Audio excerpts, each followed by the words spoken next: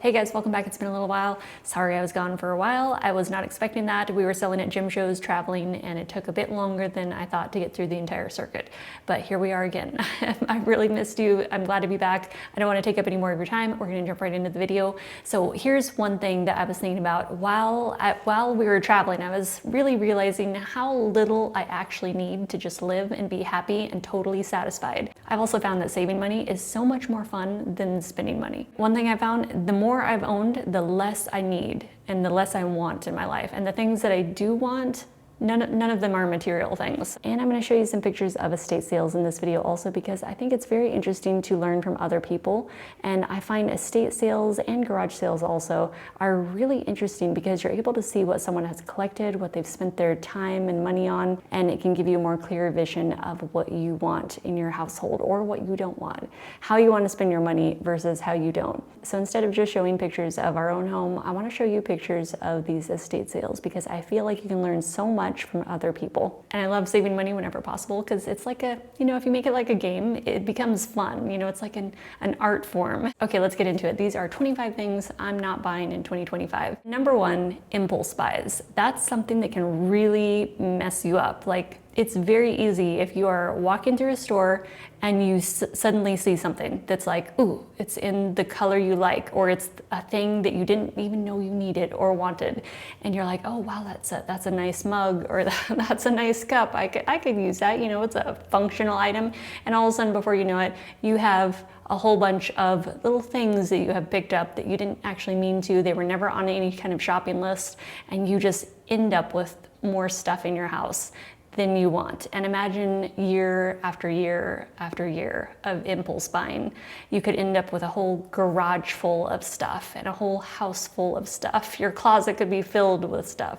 It's like, where does it end, right? Let me know how you guys feel about it, but I just feel like it's so much more satisfying to have the self-discipline of not breaking and giving into an impulse buy, even if it's only a few dollars. It just feels better to exercise that self-discipline consistently, and then it becomes a habit, and then you can walk through a store and you're just like, yeah, I don't need anything. Like, I don't need any of this. I have my list, I'm gonna get my few items I need and walk out of the store, and they didn't get me on anything else. They could not trick me into buying anything else. Number two, definitely I am not buying luxury goods. Although I must admit, I'm not into luxury goods to begin with. I don't shop for it, I don't care about it, it doesn't impress me, I don't get excited about it. Like a $2,000 handbag, I'm like, no thanks, can I just have the $2,000 and put it in my savings account for something that I actually need? Like, I just don't lean that way, but I totally get that a lot of us women do, like, we like to feel fancy. We like to, fancy things can make you feel good, but I prefer to just feel good just like as is, like just feel really good and totally satisfied just with you, like just sitting there. Like, you don't need any fluff, to make you feel good. I prefer that, and I naturally feel that anyways. So there's like no outside stuff that you could give me or buy me or spoil me with. Not that Michael spoils me at all, which I actually prefer that he not spend money on me. I prefer to save it. That's what I like, saving money. And I like to save him money too. I don't want him spending his hard-earned money on like anything that would be frivolous, I'd rather save it for like a good work truck, or, if he needs like a big heavy duty toolbox or something. Like, I'd rather have him have something that he needs than to buy me like a fancy handbag. So yes to investing in good quality, but quality plateaus, and anything beyond that, you're just paying for nothing really except a name and a feeling, right? We buy feelings, right? That's part of like marketing, advertising. They're trying to evoke a feeling in you, and like, look how fancy you can be. Look at all these places you could go with our luxury, sunglasses or handbag or clothing or whatever. If you just feel good from within, you don't need any of that stuff, and you can't be tricked into buying it, right? Like when I was younger and I bought that $400 Dooney & Bourke bag, what was that, like 10 years ago when I did that? I felt so stupid, like shortly after I did that. And I was like, why did I just spend $400 on this handbag? That was dumb. I could have saved that money. But anyway, you live and learn. Number 3, makeup. I don't plan on buying any makeup this year unless it's a replacement for something that I run out of. So yeah, I still love makeup. I just have a really minimalistic collection now, and I keep it really simple. I like really natural looks, and I don't like a bunch of stuff on my skin.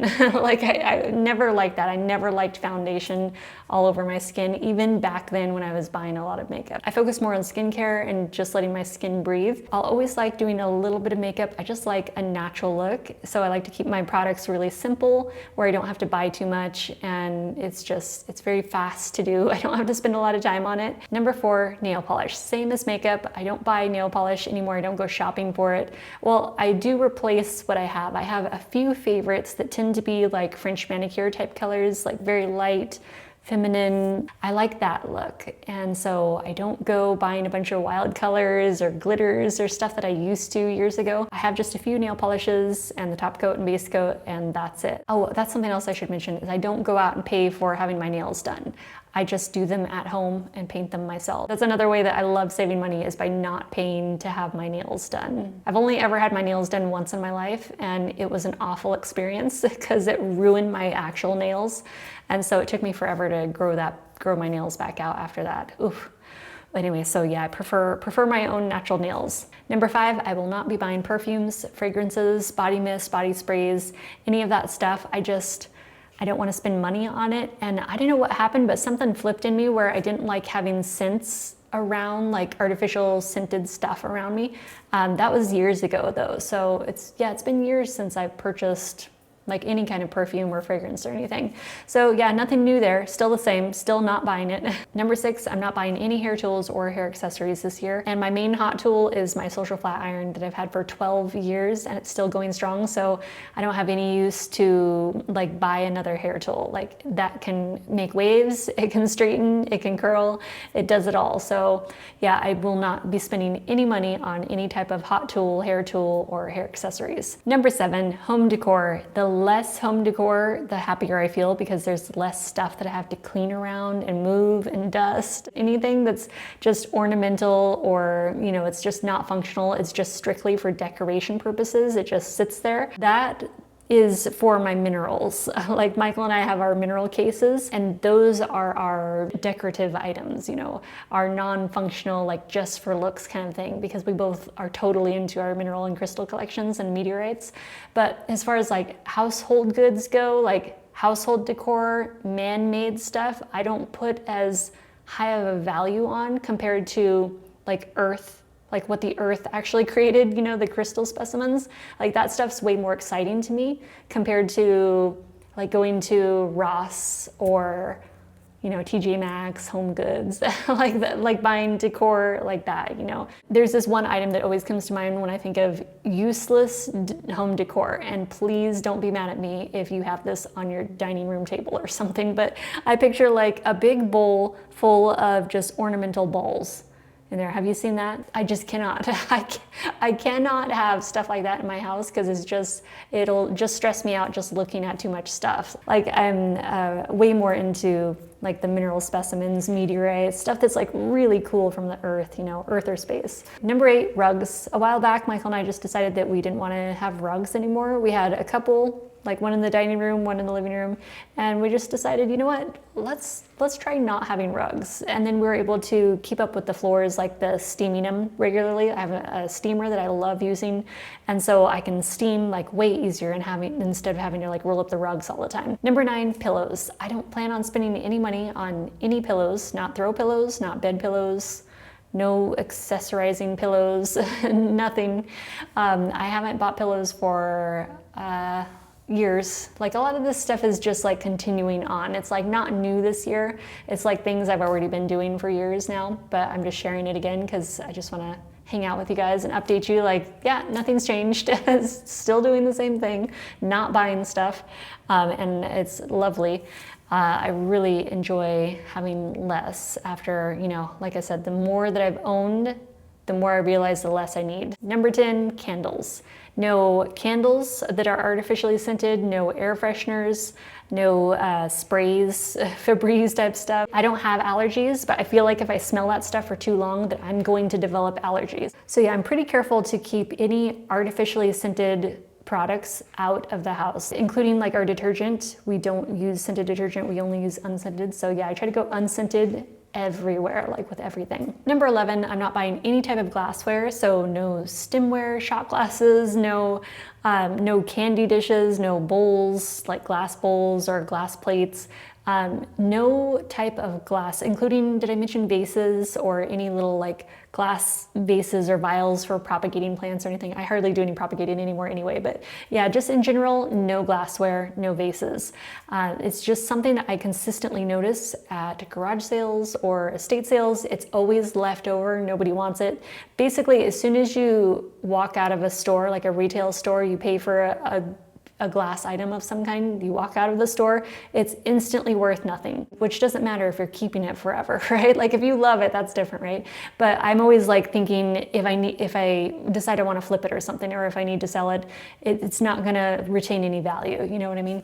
So yeah, I just don't put my money into any type of glassware. So that's just me though, that's just me. You guys let me know what things you are not gonna be buying this year either too, I'm curious. So see if any of our things line up. Number 12, I don't plan on buying any picture frames, not small picture frames, not big picture frames, no wall art in general. I've never been really one to have like a lot of wall art anyway, or wall decor, or you know, put up like a gallery wall with a bunch of picture frame stuff. So yeah, nothing really changed there. Michael just got off work, he just pulled up, and I'm gonna go make him some food. I'm gonna make him a fat sandwich. He loves these sandwiches I make. And at number 13 of things I'm not buying this year, plants. And with some hobbies like plants, it's not just the initial purchase of the plant, it's really the expense of all the supplies that have to go along with it down the road for the entire lifetime of that plant. So every time you have to up pot it, you need a pot that's a little bit bigger, and those usually cost a little bit more every time you go bigger. And they take more supplies, more soil, more nutrients, more pumice, more amendments. There's just more that goes into it. So for the lifetime of the plant is what you have to calculate for when you're having a collection or you're growing a collection. It can add up a lot, and it can be like quite shocking by the time you end up with a big collection how much it's actually taking, because it's like a little at a time. So it can really be a little bit of a money pit that you got to watch out for with growing a big collection. So I keep my collection pretty small. I have less than 10 plants total. I have a palm in our bedroom, 2 Candida palms behind me, 2 palms in front of me, an albo monstera, and 3 mammillaria, 3 pots of mammillaria cactus outside on our patio. And so that's our total, 9 plants. And I might even drop down to like 6 plants. But yeah, I keep a small collection now for plants. Number 14, no plant supplies. So if I can avoid it, I'm not buying any plant supplies. I'm not shopping at estate sales or anywhere for plant pots. Usually I used to always keep my eye open for used plant pots, you know, and snatch them up when I found them at a good price. This year, I'm gonna try to not have any plant supplies coming in if I can avoid it. Unless I do have one exception, and that is if I have a palm that needs to be up potted. I have a feeling this little one is probably gonna need to be up potted this summer, but I'm not sure yet. So I'll see how long it can go, and if I have to up pot him, I will. That'll be my only exception, but otherwise I don't plan on, like, I'm not gonna be like out shopping for plant supplies or anything if I can avoid it. Number 15, patio decor or patio furniture. Gardening equipment at all, gardening tools, anything to do like outside. Like I'm good with outside stuff. I don't need anything else outside. Number 16, I don't buy clothes that I don't need. And especially this year, I don't have plans of purchasing any clothes, although I do always have an ongoing list.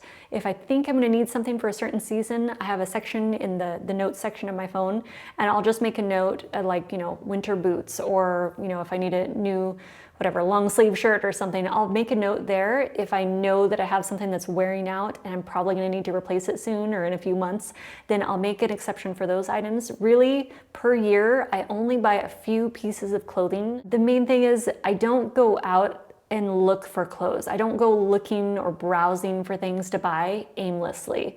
I'm not looking to impulse buy anything. It doesn't matter to me how inexpensive the item is. If I don't need it, I don't want it. I would just rather have the money in my bank account than the stuff in my closet. Number 17, this is another area that can be very tempting to overspend in or to collect too many of, and that is shoes. I plan on not buying any shoes this year, with one exception if I need a pair of sandals. If my sandals end up wearing out in the springtime and I need another pair for summer, I will replace those, but otherwise, aside from replacing them, I don't plan on buying any more shoes. So I've got 8 pairs of shoes, including my winter boots and dress shoes and everything. So total 8 pairs.